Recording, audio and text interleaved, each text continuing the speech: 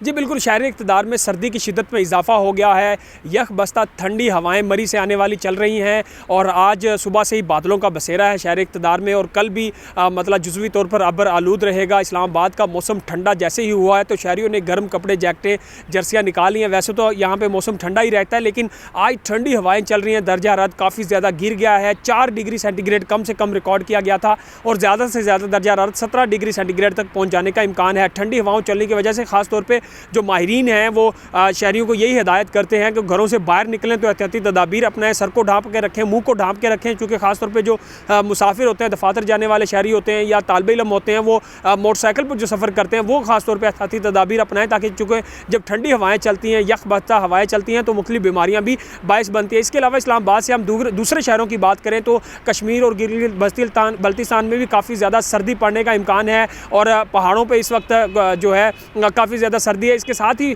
बलाई इलाके जो दीगर इलाके हैं पंजाब KP के, वहाँ पे शदीद धुंध पड़ेगी और अगले 1-2 रोज़ में भी महकमा मौसमियात के मुताबिक ये सिलसिला जारी रहेगा और दीगर इलाके बलोचिस्तान और दूसरे जो सूबे हैं वहाँ भी काफ़ी ज़्यादा सर्दी पड़ेगी। तो अगले 2-3 रोज़ काफ़ी ज़्यादा सर्दी होगी मुल्क भर के मुख्तलिफ तमाम शहरों में। और शहर इक़्तिदार की हम बात करें तो इस वक्त काफ़ी ज़्यादा सर्दी है, शहरियों ने एहतियाती तदाबीर भी अपनाई हुई है और अगले 2 रोज़ में बारिश तो मतवक्के नहीं है, लेकिन शदीद सर्दी जो है उसका सामना शहरी इक़्तिदार के लोगों को करना पड़ेगा।